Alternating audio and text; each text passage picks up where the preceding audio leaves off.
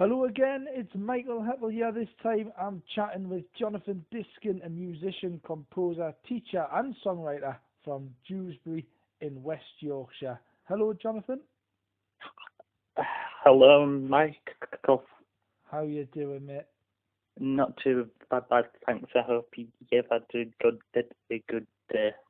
No worries at all, mate. So first of all, Jonathan, how did you become a musician? I became a musician.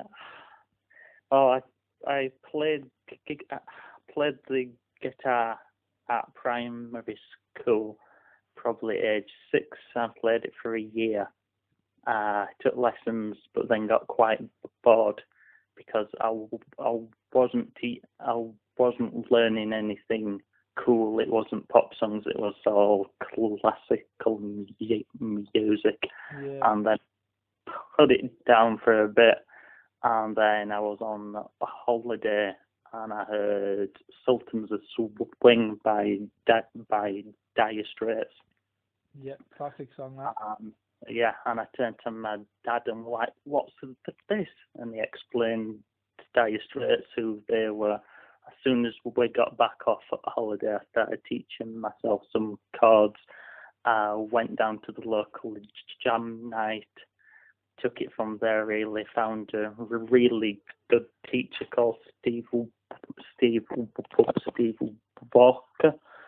and then came to deciding what I would like to do for sixth form and going on to for the rest of my life. And I'd taken up a 6-week internship at Lloyd's banking group.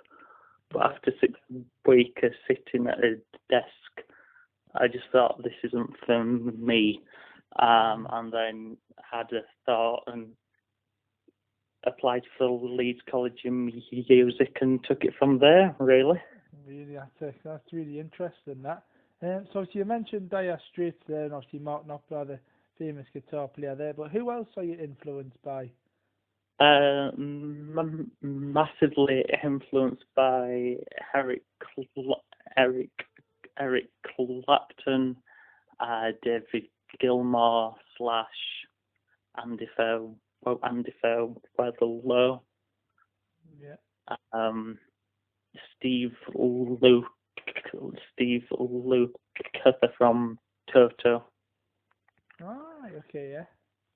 I like some of the prog rock stuff. Yeah, that's really cool, that. So what are some of your greatest moments or achievements that you had with that band that you were in? Well, I've been in a few bands. Sort of my greatest achievement with my first band was playing the local frontier, where like back in the day, Tom Jones had played there, Shirley Bassey, Roy Orbison, all the big names, and then at age 16 I'm with my local covers band, and I'm on that stage, and that was quite something. And then fast forward 10 years later, I've joined a signed band. We were doing prog rock stuff, and I'm supporting the likes of Martin Barr from Jethro Tull and Saxon, the 80s heavy rock band. So, yeah. That's interesting, that. So how did it come about that you were then to be signed? Well, I was, at the time, I was in 2 bands. I was in This Is England, which was a mod punk and ska covers band. And then I put out feelers on social media because I was after starting my own band. A drummer turned up called Marcus, who's now a good friend, and got a phone call off him about 4 months later after he came to audition for my band, saying he'd got this band together and had got promised to sign to Progressive Gears record label. So yeah, with that sort of took off from there, and we launched an EP called What's Inside. Yeah. Yeah. So then moving on then, how hard was the decision to split from the previous bands that you were in? It was fairly hard. I mean, we were getting some good high-profile support acts and doing some nice gigs and stuff, and it had promise, but I wasn't feeling it anymore. My sort of home is blues rock, and I were playing prog rock, which was good and I enjoyed, but I thought, while I'm still young, because I'm only 27, I thought I want to get my own album out there and start writing some of my own tracks. And that's exactly what you did. So what do you typically write about? Oh, I mean, it varies. I mean, stereotypically struggles like every good blues guitarist. Anything really that I can express in a way that maybe someone else hasn't expressed it before, and I think that's what makes a really good song. If you listen back, I don't know what your favourite tracks are, Michael, but I'm sure if you pick your top 3, they all talk about something, but they all say it in probably a way that no one else has quite said it. Yeah, that's very true. I mean, me personally, I've been brought up on a lot of Queen, a lot of Billy Joel, but then myself, I mean, I've always kind of liked, obviously, Oasis and things like that. So yeah, I mean, growing up, obviously being a noughties kid, I think we kind of got a bit of everything in the noughties, and I think the noughties music, I think, was a lot better than the music that come in the 2010s. I think obviously there'll be a lot of people that go, ooh, but then I think a lot of the music from back then, I genuinely think a lot of the noughties stuff, especially early noughties, I think a lot of that was probably a little bit more. It had a bit more depth to it than all this kind of like all this sampled stuff that you've getting in the last 5-6 years. That's just my opinion, anyhow. Yeah, I would say so, because I was born in 1993. Yeah. And so I caught the back end of the noughties. I still remember. Yeah, I was 96. I was born in. Right. Yeah, I was born 96, so I'm only 24 myself. But like, yeah, I kind of like when I was growing up, though, obviously for me, especially being more like say primary school, like a lot of the big bands and boy bands, obviously like Busted and McFly, and obviously everybody kind of followed them too around everywhere they went. Yeah. A lot of music wise, and that's my earliest memories of music, I think. Yeah. Growing up. But I mean, there is some still really good acts. I mean, I like Billie Eilish. Yeah. I think she's good. Yeah, she's very clever singer songwriter here. And I think the style of voice is so different. I mean, I think I had a few conversations with people about Billie Eilish, and the fact, like, obviously she's not just a typical musician, really. She's very different, and the way she sings as well is very obscure. Yeah, hats off to her brother, who also produces her records, because there's some fantastic production on her tracks. Yeah, there is. Anyhow, back to you though. So tell me more about the So Much to Say instrumental album that you produced. Yeah, so that was composed when I was at Leeds College of Music. Yeah. I was doing a master's in composing for TV and film. And the final project for that was composing a portfolio of music that lasted about half an hour. Nice. So I was really struggling to pull from ideas, and then after having a chat to my teacher, he recommended just digging deep. So a couple of personal experiences. Yeah. I thought, well, how can I put this across without words? Because obviously it's just piano and strings for most of it.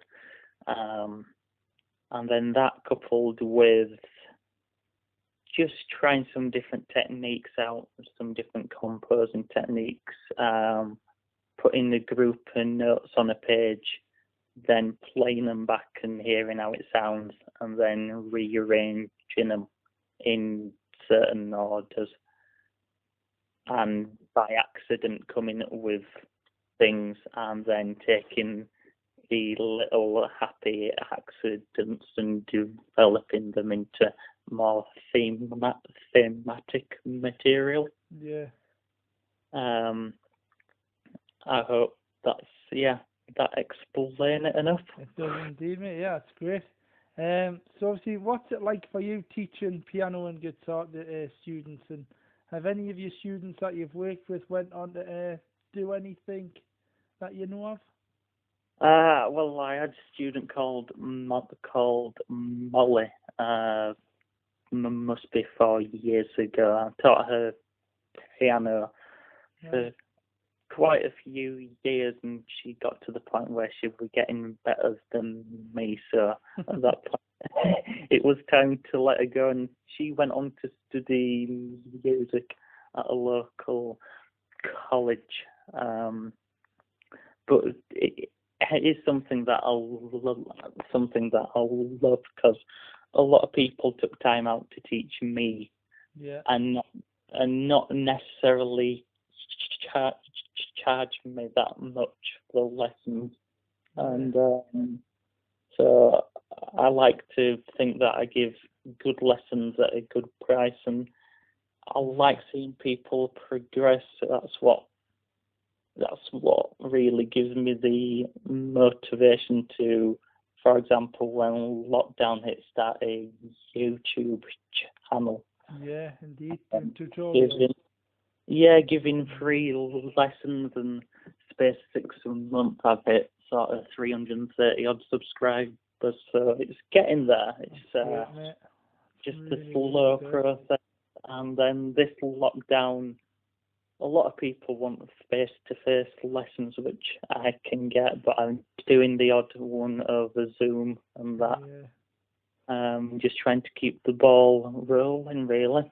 Yeah, it's hard, isn't it? We had to adapt everything from obviously just having you and your student in a room, just like kind of jamming away. But in the minute, obviously, everything's got to be done over technology, isn't it? It's a bit of a nightmare. Yeah. How have you found it with presenting on the radio? See, I mean, to be fair, when I obviously in the start of lockdown, I was actually in Australia. All right. I was meant to be there for the whole of this year. I wasn't meant to be back till next month. But because when lockdown kind of first hit, I think it was like the end of March, I was back in the UK on the 31st of March. It was just too risky. I'd been out there 5 weeks, and I just decided it was too risky. I need to get back home. So obviously I left my show and I come back. I got given another time slot on a Thursday, done lunchtime on a Thursday. I tried doing it from home, but then I had technical difficulties for like 4 weeks on the trot. So I thought, right, let's just kill this off. It's not working. So then I kind of left it for a little while, from like obviously being at Nova Radio, and I then got back in touch with Neil and Dean, and the two of them, to be fair, they wanted to keep us as much as they could. I then just started a new job, and obviously I I'm at Wilco's and I kind of get the like a set day off every week, which is obviously understandable. It's retail; it doesn't work like that. So the way I do it now, I just whenever I have time off work, I just send them my hours, and I'll go in and do say like a 2 hour show for them. But really, this is kind of what I started doing. About the first one, I think, was in August. I think with a band called Super Drone. I started off there, and this was just kind of keeping us in the loop, really. Just doing these interviews, and to be fair, I think I've got 16 done now. So it's still really early days, but they're going well. I was just about to ask you as well, how's 2020 and the beginning of 2021 with the coronavirus affected you as well? Well, obviously I've had to, first because I've not had a gig. Yeah. January 24th last year, so coming up to a year since I've had a live gig, and it was a shame because I was hoping 2020 was my time to get back out there. So I've had all of those gigs cancelled. Teaching's been patchy because obviously I've had to lock down. This is the third lockdown, so for the third time I've had to turn around to my lessons and say, sorry, you can't come for a face-to-face. So really, if I hadn't, because I've got a part-time job in retail also, because you've really you've just got to pay the bills, haven't you? Indeed, you do. And it was a good job that I hadn't packed it in, because it was just getting to the point, and I thought, if things progress this year like they should do, this year I'll pack it in. But no, I'm still there. But it's good. It's just all a learning curve, and it's pushed me to do more, try harder. I often think myself, imagine if this lockdown malarkey had happened, say, about 10, 15 years ago, when like smartphones weren't very popular, and I mean all people could do was ring and text. You couldn't have Zoom meetings.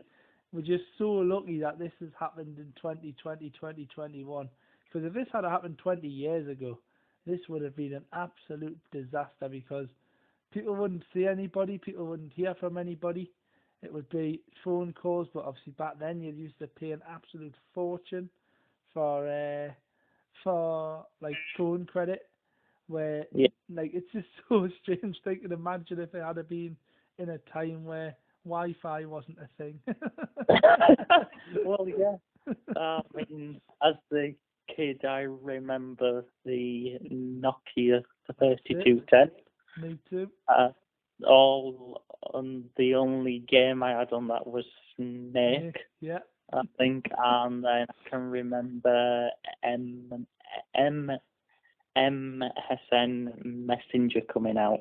Yeah, that's it. And that were like, wow, I can actually talk to my friends after school on the night time online via text. This is just great. I know, it was so much slower than Messenger, wasn't it? I think it was all email jobs, wasn't it? Everybody had an email address. And everybody had, I bet there was some funny ones as well that people would keep. But imagine doing that now. It would just be absolute nightmare. Anyhow, what are your plans for the future? I know obviously the future's up in the air at the moment, but what are you hoping for, I should say, in the future? I think the main thing is getting the good band that will gig properly. I would love to do a bit of touring here and there. I'd like to progress my teaching more. I'd like to write some songs with a friend called Mark, who was in my first band. He's a really good guy, and he's got a cracking voice. So Yeah, lots more performing, I think, is the main thing. I think that's kind of been the story that I've had. I mean, especially, I mean, this is the first interview I've done this year, but last year, I think it was the same story throughout. Like, everybody just wants to get back out there and itching to get into a bar or into a festival or anything at the moment. Yeah. Yeah, it really is that kind of story. Is there anything else that I haven't brought up that you would like to mention? No, I mean, you can check me out on Facebook. I'm under